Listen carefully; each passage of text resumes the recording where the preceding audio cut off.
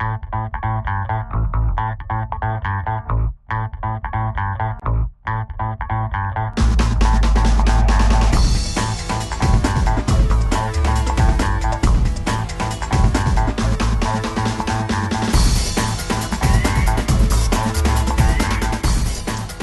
to another edition of the Bully Pulpit Show. I'm Mark Joseph with our special guest who is the author of The Cool Factor, Building Your Brand's Image Through Partnership Marketing, Del Breckenfeld. Del, hey Mark, how are you? Thanks for joining me today. It's my pleasure. Well, it's great to have you here today. Thank you. To talk about the cool factor. Yes. What in the world, what is cool? How do you define cool when you say the cool factor? Well, that's one of the problems before I wrote the book was my publisher, Wiley, was like, how can you say what cool is? And I said, well, here's how you describe cool. You can't say what it is in words, but you know it when you see it. You can point out something as cool. I use Steve McQueen as an example. That's the eternal cool. Here's an actor that every role became the essence of cool his whole career, to the point where 30 years after his death, that essence of cool has equity. It can be transferred to products that he had no affiliation with. For instance, Tag Heuer watches has a Steve McQueen edition because we know he was cool, and therefore the watch must be cool. You know, one time Supreme Court Justice Potter Stewart was asked what pornography is, and he says, I don't know, but I know it when I see it. Is that kind of the idea here? You know it when you see it, but you can't define it? Yes, it is. But I mean, I think with the word cool, it has gone through generation after generation, and there must be a reason why. I date it back. It goes back to Old English slang, but really the first cool came in the 40s with Miles Davis, Birth of the Cool. There were landmark albums, and people in the 50s started using that. You know, Marlon Brando in The Wild One, he was cool. Steve McQueen in The Great Escape in the 60s, and so on and so forth. You always had these images of what was cool. And the interesting thing about cool is we need it in our life. We need something to aspire to. That tells us. I talk about, here's an example. When you're, 13 or 14, I have a 15-year-old stepson, Shell, and he's a very cool kid. But at a certain point, you realize that you're an individual. Particularly, preteens or young teens, I'm different from everyone else. I'm not like my parents. So the first thing they do is try to find other people just like them. And the reason that they do that is they want to have, in that group, in their peer group, there's always a leader. There's always the one in marketing, we call it the innovator, the person that is the first on the new music, the first on the fashion. And so they're the leadership, and they look to them and they want to be like them. And then, of course, in the music business, we look to artists. We know that musicians, part of being a successful musician is your image. If you're cool, people aspire to be that. And so that's really what the cool factor is about. Once again, I try to put it into words, but I think it's much better to use examples. Now, with the words like groovy and hip and all these words have kind of lost their cachet over the years, but somehow cool has stayed. Why is that? Well, because it's a catch-all expression. We know that cool really in the translation, the literal translation is by kind of calm and collected and laid back. And my rules of cool, two of the most important things are the rebel spirit. If you think of anyone that's cool, particularly when they come out, they're always more aloof. They're kind of the loner. They're, as I mentioned, Marlon Brando or young Marlon Brando or Steve McQueen. To me, the Beatles, were totally cool. They were so different. Is Paul McCartney cool? Yes, he still is. Okay. I saw him I have to say, I saw him on the Grammys. Of course, he had Dave Grohl on drums from the Foo Fighters, who was super cool. So Paul's, even in his older years, he knows to connect. That's why I connect with the younger artists, and you have a great drummer and super talent with him. But yes, he's still cool. And he still has, talent, of course, is cool. I mean, that's something because people aspire to that. Everyone can't be, very few people can be Paul McCartney, but very few people can actually be a successful musician. It's a very difficult industry, or an actor. And but the second rule of cool is being different at your time. You can't be cool if you just follow everybody. To be a leader, you have to stand alone. But you mentioned groovy. Here's a good example. I mean, if you're in a marketing meeting, or I'm in a marketing meeting, and the marketing director says, "Hey, we got a groovy new campaign," and the guys in advertising are out of sight. everybody goes, oh, you know, but if he says, hey, we got a cool new product and we want a cool campaign to go with it, everyone nods in agreement. We all know what that is. We don't even have to define it. We just know what it is. Now, tell me about the work you do right now at Fender. I have the coolest job, actually. That's why I said I'm not cool. I don't consider myself cool, but I do. I'm kind of a connoisseur of cool because my job at Fender is branding. I'm director entertainment marketing for the largest music company in the world, and my goal with my objectives with my department is to get Fender into the real world. In other words, I don't market to music stores for the most part, but I use film, television, what we call placements, putting our products into shows, and then also record label promotions with artists, so that that stamp of approval, even though Fender's a cool company, we still need somebody else to give us the stamp of approval. In the 60s, it was Jimi Hendrix. In today's world, it might be John Mayer, it might be Fall Out Boy, whoever is our current artist. And in film and television, it works the same way, except you reach such a wide audience. For instance, I work on 2.5 Men. And when you see the guitars that Angus T. Jones, the half man, plays our guitars, but Charlie Sheen is wearing our shirts. You know, so there's branded, it's lifestyle. It's more than just, it's an electric guitar. There's hundreds of guitar companies. But my job at Fender, once again, is to keep that Fender brand out there and associated with the coolest actors, artists, whatever way I can get it to the masses. Now, how do you benefit from each other? How does the show benefit, and how do you benefit from that relationship? Well, one reason, and one great thing about Fender is our history. We're company's over 60 years old, so when you see a movie like Walk the Line and they want to make it authentic, you have to use Fender for the products that were Fender, and those artists played it. So they benefit by the fact that I can give them the correct product. I do the research for them. I actually started working with Tom Hanks on That Thing You Do, and I had no experience in the film industry. I was the artist relations director. I was supposed to bring new artists to the company and help guys like Eric Clapton get the right guitars, whoever the artist was that played Fender. And Fender, our corporate offices in Scottsdale, got a phone call and they said, oh, we need an expert to go down on this movie. So they send me, expert, you know, no experience, but I knew guitars, and my meetings with Tom Hanks, you know, and it's like, and he's like, no, in 1964, for the Wonders, would they play Fender? And I'm like, well, yeah, but other products, you know, I didn't know what to tell him. I just didn't want to promote Fender. Anyway, he really taught me in a very short period. Under fire, I learned how to do the placement, and that grew into a full-time department. So the benefit to the film and TV and record labels is a great partner, a Fender, great name, who can also supply the correct product. This, obviously, for Fender, its exposure, I mentioned 2.5 Men. That's 15 to 16 million people in an episode that see our product presented in a very positive way. Angus is having fun playing guitar. That's all we need to say. They see the Fender name. Now, what's interesting about that is when you look at the numbers, a guitar magazine, if we advertise in Guitar Player, which is typical for our industry, you know, that's 200,000, 300,000. I'm not sure what the readership is, but it's under 500,000, and there's 12 issues a year. Can you imagine reaching 15 or 16 million people? And in a magazine, I always say that if we tell everyone how great we are, it's like telling them how cool you are. If I come and say, oh, I'm the coolest guy, everybody's going to go, oh, no, you're not. But if somebody else says you're cool, yes, then that means something. And that's the same way. By TV, someone else is saying, hey, Fender's a cool product because this character or this is playing it because it's cool. Now, in your job, you deal with a lot of cool people, I think, right? Is that does that rub off on you? Do you inherit some of that? I don't know. You can ask my wife if I'm any cooler when I come home. We'll talk to her later. Yeah, you got to interview her. She said she's writing a book on me called The Uncool Factor, just to let you know. Yes, absolutely. And look, I was a musician in my life, and about over 20 years ago, I was in a band and we recorded for Capitol Records. We were called Gambler, and that was a great experience for me. But at a certain point, I wanted to go further.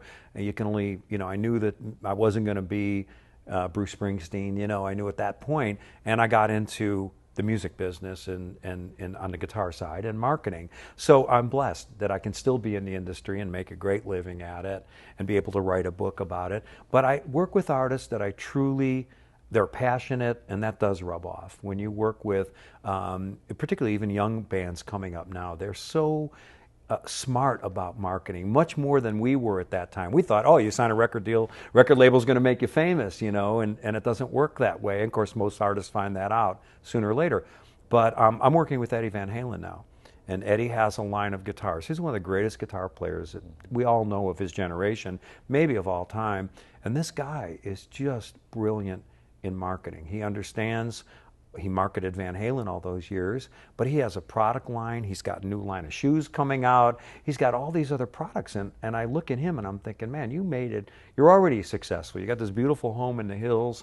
Why do you need to do it anymore? You know, just sit back and enjoy it. No, he has a passion. He has a drive. And that does rub off on me. I'm not saying I'm cooler because I know Eddie, but I do know that his passion and his excitement for the industry is probably stronger now than it's ever been. Okay, we'll come back in just a moment with our guest, the author of The Cool Factor, Del Breckenfeld. Stay tuned.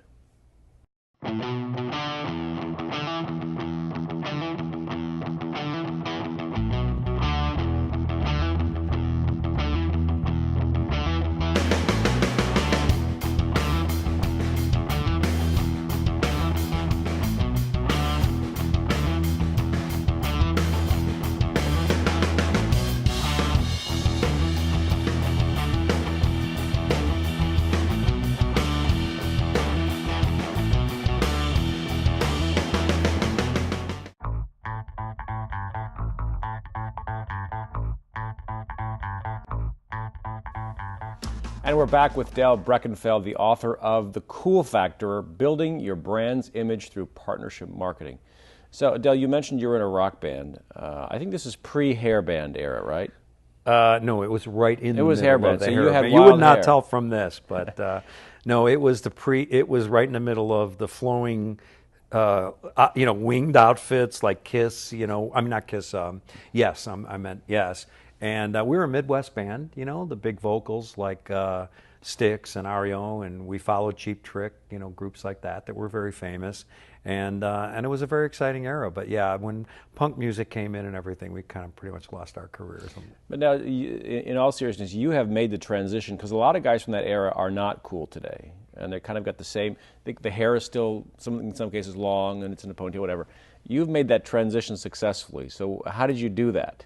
Well, part of being in corporate America, you know what I mean? I still hope that I have a little bit. I mean, my hair's still kind of up there enough, and I still have my hair, so that's a good one. But I made the transition because I think in corporate America, you kind of have to be, if I represent Fender, I have to be professional. I couldn't get the job there if I hadn't been successful leading up to that point, or somewhat successful.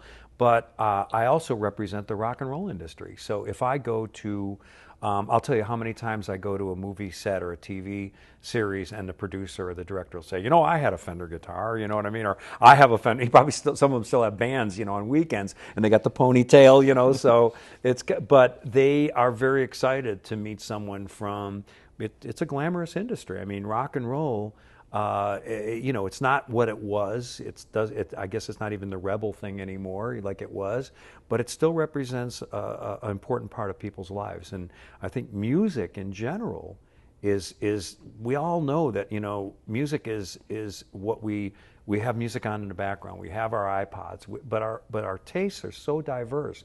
I talk about, my iPod has all kinds of music on it, and I think most people do. Radio stations would like you to think that don't touch that dial, like you only listen to one style of music, but it's not like that. And so music is an important part of our lives. And so to work for a music company, there's already a built-in cachet when I walk in, particularly a company like Fender. I mean, if you say to someone, somebody doesn't play guitar and I say, what guitar companies do you know? They're going to know probably Fender and Gibson. That's Coke and Pepsi. There's hundreds of guitar companies. Most people don't know the other companies, because those two companies have been the biggest. They're played by the most artists. And I say the word equity a lot about the Cool Factor. You have that equity of cool when you walk in with that brand. But you and I both go to the NAMM shows, and you tend to see some people kind of trapped in an era. They've never made it out of a certain era. It's still 83 in their minds, or 79. That was a good year probably for them, But you've moved. Isn't part of the Cool Factor this ability to move with the times and not be trapped in an era? Absolutely, and that is really a great question, because even my experiences through the years, and I talk about other companies like Dean Guitars. When I started with Dean, we were known for the fur guitars, for the Legs video, the spinning guitars, and that was pretty unique at its time. But that was a heavy metal era. It was different. And then I went to Washburn, which was another company, and I had great artists at Washburn. But I had to change. I had to change with the times. It would be great if we were all frozen in 1983, because even in the guitar business, that was a wonderful year, and the 80s in general, because MTV. I mean, Eddie Van Halen came along playing a guitar called a Kramer, and because of him, and the Floyd Rose, which was this famous bridge. I don't want to get too technical, but you had to have, if you want to play like Eddie, or try to play like Eddie, you had to have this bridge. That guitar company was #1. They knocked off Gibson and Fender in those years because they had the artists, they had the exposure on MTV. Well, MTV is not as influential now as it was, to manufacturers anyway. And so you have to change with the times. And when I was working on the book, I didn't feel that I had enough information just in my experiences, even successes and failures. So I went outside of the music industry and I looked and compared how other companies that struggled and how they came back, how they changed. And a great example in the book is Cadillac. Cadillac in the 80s had the Cimarron. Why? Because gas prices, and nobody wanted those big old Cadillacs anymore. But there was something about a Cadillac. When my dad bought his Cadillac, we knew in our neighborhood that my dad had arrived. That was the status symbol. And if you look at the 50s, the artists, Chuck Berry and Jerry Lee Lewis and, Elvis, they all had the big Cadillac convertibles because that was a status symbol. Well, with the Cimarron, Cadillac killed it, because all of a sudden it was a small car and it was kind of like trying to compete in another market, and they lost the cachet of the brand. And how did they bring it back against Mercedes and Lexus, who became the status symbols? One commercial, Led Zeppelin in the Super Bowl, a commercial called Breakthrough. And breakthrough in marketing means you broke through. Like it's something, that, hey, we had a breakthrough with this, whatever it is, we broke through. And that commercial was an old, I think it was a 59 Caddy. The guy's sitting, if you remember, by the train, and he gets stopped, and he's sitting in this absolutely cool car, the collectible, and he's a cool guy, baby boomer, and he looks in his rearview mirror, and all of a sudden you hear the Led Zeppelin drums kick in. Every baby boomer knows that song, and you rocked out many years to it, and all of a sudden the new Cadillac goes by, and he gives it a nod, like, okay, I got a cool car, but look at this one. And that changed their sales, 17% increase in sales. If you have a 1% increase, if you're General Motors, you'd be like, oh my God, 17%. But most important about that was the recognition of the brand. People remembered that commercial. It was, granted it was a Super Bowl, but it still turned the company around. And that's how I found out that companies can rebrand themselves by connecting to the cool factor, no matter what product line you have. If you had cool at one time and you lost it, you better keep up with the times. You better change. We mentioned the record industry. What if the record industry would have embraced Napstar? Granted, this is hindsight's 2020, but there were a lot of people back then when Napster came along and said, hey, people are downloading music. And the record's like, oh, no. They could have had a deal with them. They had 40 million loyal customers. And what happened? The labels tried to sue everybody in existence. Well, now, little is it known that everyone has a deal with Napster now, and Rhapsody and all these other companies. So if you don't stay current, you can't be cool. There's just no way. So that's a great example then of the inflexibility of the music industry. And really, they've lost it. They've lost the whole. They've even given up suing now, right? They've walked away from suing them. They're not going to do that. And they were biting the hand that feeds them. They can't, as Elvis Costello said in radio. He was really, and back in the '80s, he saw it coming. You can't go after those people because those are your dedicated. That's your core audience. You need that to build on. Also, labels. There's no talent development anymore. We don't go. When I was at Capitol, as I mentioned, EMI America, we had talent development. We had what they called artist development. And these people, when we went to do a radio interview, they went with us. They wanted to make sure that we knew how to be professional. And we had a clothing people. I mean, this was back in the '80s when there was a ton of money. I mean, the record deals were astronomical back then. Your advances, my first advance for songwriting was like $75,000, in I'm going to say 1980. Can you imagine today what that would have been worth? We were broken down musicians that were working in gas stations 2 years before that. But times have changed on that end. But the point is, there's no support group. In today's world, American Idol, for as good as it is for viewership and as strong as it is, doesn't help artist, because people think it's like me saying, I don't need my 401k anymore, I'm going to win the lottery. You still have to work as a musician. You have to be dedicated, and you have to work at your craft, and you don't have the labels to support that anymore. You have to pretty much do it on your own. So it's like guys want to cut their own hair now. Basically, you have people doing for themselves what others used to work with them on. Which makes a great generation coming up, because they're internet savvy. They understand that. Taylor Swift had her domain name when she was 14, knowing she was going to be a star. I would have never known that stuff. I'm still very old school. I know electronics now, but I didn't grow up that way. And these kids, my stepson, once again at 15, I got my new BlackBerry, and he doesn't have to read the manual. He tells me how to do it, and that's a real gift, because these artists are going to be on their own, but that doesn't mean they can't be successful. Okay, we'll come back in just a moment for our third segment with the author of The Cool Factor, Del Breckenfeld. Stay tuned. Where are you off to? Such a hurry, girl. There's something chasing you. What has you spinning round in circles, little girl? Is it the world, or is it you? There's no use trying to stop this.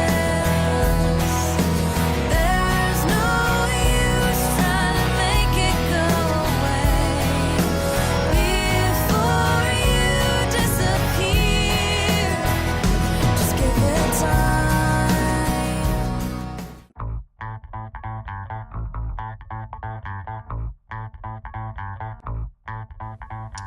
And we're back with Del Breckenfeld, the author of The Cool Factor. And Del, before we get more into the book, do you ever look back on the old days and with some nostalgia, what's been lost in the music business, with downloading, with lack of artist development, as you're talking about? How do you feel about that? Well, so much has been lost. And the burden, as we said earlier in the last segment, the burden is on the artist now. And what's really been lost back then, the labels were a necessity. First of all, you didn't have MySpace. You couldn't put your music out. You couldn't even record. Let's think back in the 80s when my band recorded. We went deep into debt doing what they called a spec deal. We go into the recording studio at midnight and tell the studio owner that hey, this is downtime.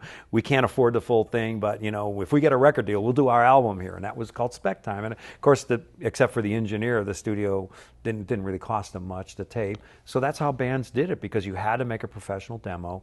You basically had to be ready to sign, even if you had artist development. The people, the movers and the shakers back, and then the great A&R people, artists and repertoire, they had to really know talent, and they would come along and they would look at the band. You better be ready, and if you weren't ready, you might have blown the opportunity. They may not come back. So you really had to work long and hard. Once again, American Idol, it's instant. If a person gets on that show, they can get signed, get a major record deal. Particularly Clive Davis signs a lot of these artists. But how many are still successful today? Very few. There's a handful. And the reason being is they never had the development. They weren't ready to go. They hadn't played in front of audiences. One of the things about playing clubs, back when I was in Chicago, you could make a living playing clubs. If you did cover material, we did Led Zeppelin, we did Queen and all the artists of the day, we could make a living. And that's what we did. And it was a wonderful life. You weren't rich, but you paid your bills, and you didn't have to work at the gas station, until you started doing original material. Then that's when we worked in the gas station. Stopped doing Led Zeppelin, and people stopped coming. But we've lost that whole support group. Clubs are not there. California, you have to pay to play. And even now, it's not the same as even if it was when Van Halen came up in the 70s and 80s. People wanted to go to clubs and hear original music. And then, like I said, you can record in Pro Tools. You can record at home now. You can have a MySpace page. The downside of that is there's more music released on the internet than you could ever listen to in a year if you listened 24 hours a day. You could not hear all the music. So what we have, I say in the book, we are no longer an information society, we're a recommendation society. The important thing now is having our friends, our Facebook friends, MySpace, whatever it is, recommend to us what the music is or what's something they've discovered. And so it really has changed. The internet's opened up a whole new world, but at the same time, it's too big of a world. It still has to be brought down. Marketing in the old days used to do that, right? Marketing, record labels, you would trust a label. Hey, if you got a record deal, your band was probably pretty good, so I'll check it out. And of course, there was enough music that came out. You had enough time. It wasn't overkill. You could listen to the music, pick the bands you liked, and certainly touring was another thing. I think bands today, touring is everything. It's not about selling records. It's about selling merchandise. And now record labels have 360 deals where they want to they'll give you the money to tour, but they want a percentage of your T-shirt sales, they want a percentage of your touring and everything, and that's a tough thing again. Once again, labels have to survive, so they have to find new revenue streams. Well, talk to our viewers about in their own lives. They're not all rock stars, obviously. They're people that have jobs and regular jobs. How can they benefit from the book? What's the takeaway for them that they can learn from this book in their own lives that will benefit them? Well, it is really about being cool. I'm not saying it's not a handbook that if you buy the book, you're going to be cool, but I think you'll be able to understand in our world how marketers approach things. And it's not a negative thing. The negativity in the book only talks about my life in marketing. When I was in a band, I always remembered, hey, if I don't make it, I'd love to get into marketing because, like Mad Men, like that TV show, that's what I wanted to be. Those guys were so cool, and they made any product look cool. They made smoking look cool, and the woman vacuuming the floor in her dress, or evening dress, everything. They made our lives better and they enhanced our lives. And so there was a purpose for marketing. As it changed when I got back into marketing after the music career in the 80s, when I first marketing, I was pretty horrified because all of a sudden everything was viral and it was stealth and it was, we always had something to manipulate us, but not to this point that I saw. Muzak the other day filed for Chapter 11, and I put on my blog, that's a red letter day for the music industry, where the industry doesn't have very many red letter days. And I feel bad for the people who are losing their jobs. It's not about that. It's the fact that Muzak was not just elevator music, not that crappy, sappy cover versions that nobody liked, but you were forced to listen to it. It was more sinister. It was about playing certain beats per minute in a mall, so you bought. They had research that said you would buy 17% more product if the music had this many beats. On the flip side of it, if you were in a fast food restaurant, so many beats per minute made you eat faster so you could get out of there and they could turn the table.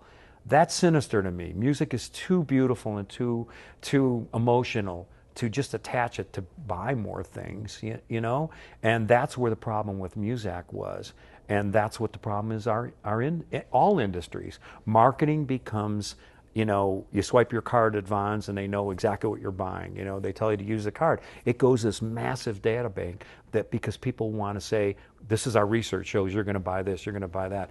Real world is not like that. I don't believe that. I don't market that way. Fender doesn't market that way because the cool factor and marketing, this type of marketing is aspirational. It's about branding. It's up here. It's not down here trying to get every little thing about a person. And I think the book will talk about that, the good and the bad, the pros and the cons. So if in your own life, be aware of these things that are out there. Some people are. I'll give you a great example. When my editor was talking about writing the book, she said, you can't just make statements like you make sometimes. You have to qualify this. For instance, if you come up with a statement like we're an informational society, take ownership. Say, that's your phrase.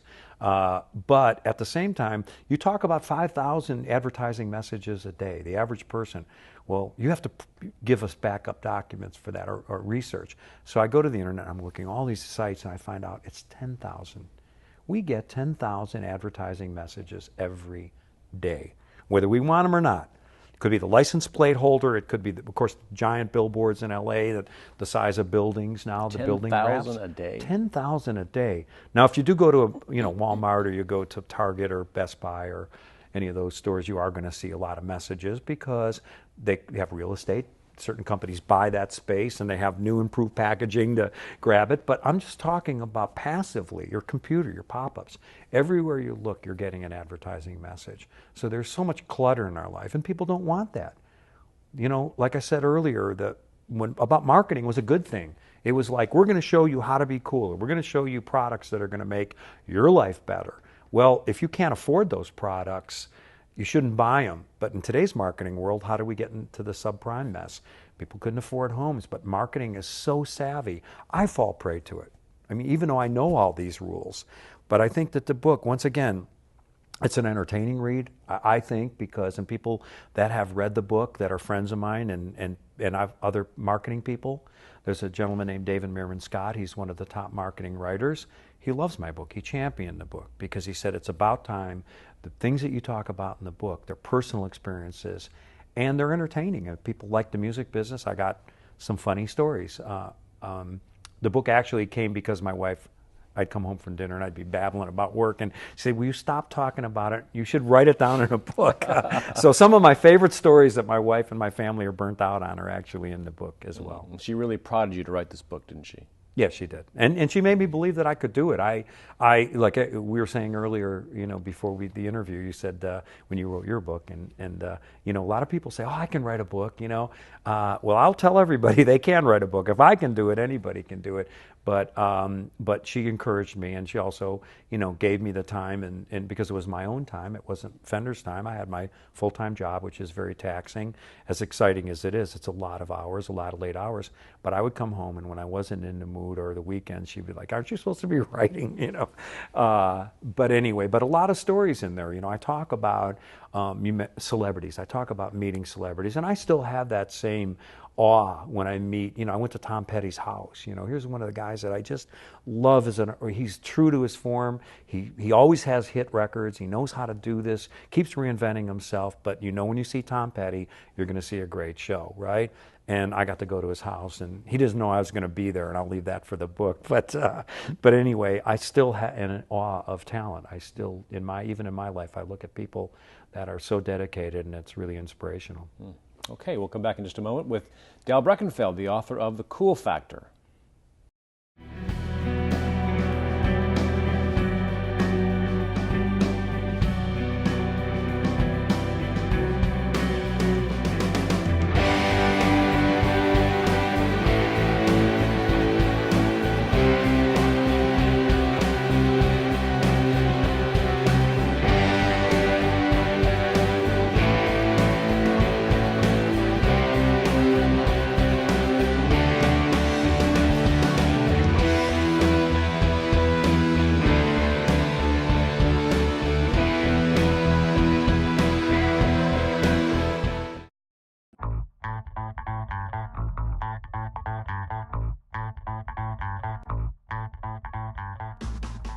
And we're back for a final segment with Dale Breckenfeld, the author of The Cool Factor, and the chance for all of us to acquire a little bit of Dale's cool.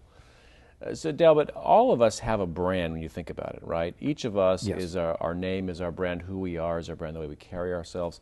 What can we learn on a practical level from the book and from you that will help us as our brand goes out into the world? Well, and in today's, that's a really interesting topic for today's economic climate, because unfortunately so many people are out of work, and you really do have to brand yourself, and not just being cool, but a brand. In my own world, my nickname was Hollywood, because I was the guy, not because I'm Hollywood type, but because I'm the guy who deals with the Hollywood celebrities. And that was a great brand, because we would get calls at Fender's switchboard for our receptionists. We get calls for the Hollywood guy, and they didn't even have to ask my name. They knew it was a Hollywood guy. So I think there was a great book, Positioning, which is really the Bible of our industry, and that talks about positioning yourself as a brand. And meaning that when you come in, whether it's a job interview, whether it's a business meeting, you need to have this aura about yourself that you are unique. And people will listen to you. People want to know people, particularly people that are confident. And part of being cool is confident. A lot of the people, I mentioned Eddie Van Halen, and we talk about cool people. I mean, to me, when my band heard Eruptions, it was like from another planet. It was like, there's certain artists like Jimi Hendrix and Eddie Van Halen, you go, where did that come from? I mean, there's nothing to be before that gave us a clue that somebody was playing like this. And I brought Eddie down to the set of 2.5 Men because we were putting his guitar, and we thought it'd be great if he presented the guitar on the show. And I saw Chuck Lorre and all these great writers on that show basically go gaga over this guy. But Eddie, and afterwards, Eddie was saying that he was very nervous being there. But he's not Eddie Van Halen when you see him like we're talking now. But when he was there, he was the coolest guy. I mean, they were just in awe. He was funny, he was charming, and then to find out that he was nervous afterwards. And that's part of I'm not saying it's a game and it's not being phony, it's knowing about yourself that if you think that you're cool and you kind of exude this when you meet people, it's really, it really transfers to the other people in the room. And I can't get any more specific than that. I guess you have to read the book, but I do give examples in my life and once again in people, cool artists that I work with, or entertainers, actors in fact, that I work with, and what I've learned from them. So it sounds like more of an attitude than a particular piece of clothing or hair or whatever. It's the way you carry yourself. Is that right? Yes, and part of that reason is I think I'm going to say about the music business, but it would work in any business. Everyone is insecure about something. I don't care how big of a star they are. Of course, when I worked with the record label, I was in awe of those guys. Like, oh my God, record label guys. They're different from me. And then as I got older and I worked with them, they're just like us. But they had an aura about them. They knew what they represented, and that's part of it. And when I was growing up, and it's probably still true today, the guitar players and the musicians were really the losers at school. They were the guys who couldn't make it in sports. They dressed differently. I was reading Elvis Presley wore pink pants to school, in the 50s, and his friends used to protect him from getting beat up every day. But he had this aura about him. Of course, not everybody can be Elvis, but the point of it is he was an outcast. And by taking that part of it, of that insecurity, and turning it inside out and making it a positive because you are different, I think that's really the key to it. And that aura is, down deep, you might be nervous and you might be afraid and intimidated, but when you present yourself a certain way, people want you to succeed. I always feel that we're not in a world where people, everyone, to fail, or you're always against each other. We saw this fighting. In my life, people aren't like that. I mean, people really do want to succeed, and particularly, once again, in this climate, you really want people to be successful in any way they can. What about the notion of partnership marketing? How does that work for an individual? Less of corporate partnerships, but partnerships that we have in life with other people. How does that work? Have you thought about that? Yeah, I mean, the partnership part of the book was written, when I came up with the subtitle, Building Your Brand, your company's brand through partnership marketing. The idea behind that is that we all need help on something. Nobody can do it alone. And the more partners you can have when you're going to a common goal, you share resources. You have strengths and weaknesses. My weakness is I'm not very organized. I can be very creative, but I need someone like my lovely wife Bettina to put things together. At Fender, I have a great team that works with me, and they know that if I can be creative, they can take care of the really nuts and bolts of getting things done. And I think that everyone has certain. I think some accountants, there were guys in grade school that knew they were going to be accountants in grade school, and they knew that because they had that, whatever that talent. So everyone has a talent. And the partnership part in a personal life is putting those together to that you share resources. And there's you don't lose anything, you actually gain. It's always like the old saying, you're always stronger than the sum of the parts is always stronger than the individual. And in marketing, that's the truest expression, because Fender is a great brand, but because we don't advertise in the real world, like we don't advertise in Rolling Stone magazine, if we want to go into Rolling Stone, we work with Best Buy. Best Buy advertises there. Or we work with the Universal Music Group. We work with a label, and they get with Best Buy. And so all of a sudden you have all these partners coming in with a common goal. We want to present our product to the world, and connecting with Fender, hey, our product's going to be cool because Fender's already known as a cool company. And so the partnership, once again, is resources. It's combining resources. And it's not that difficult to find out. I think everyone knows that they have certain skills, and they need to hone those and bring those out. And whatever that they don't have, you can't be a master of everything. You need other people to come in and help you, and where you're maybe a little deficient. Well, you worked with a lot of bands over the years, a lot of artists. Give us a little backstage. Who are some of the coolest artists you work with, and why? Well, I always think the coolest artists are, of course, if they're talented. There's a lot of talented artists that never make it, and that's part of being cool. Other people have to know about it, So, unfortunately, there are great guitar players who have never made it to a certain point.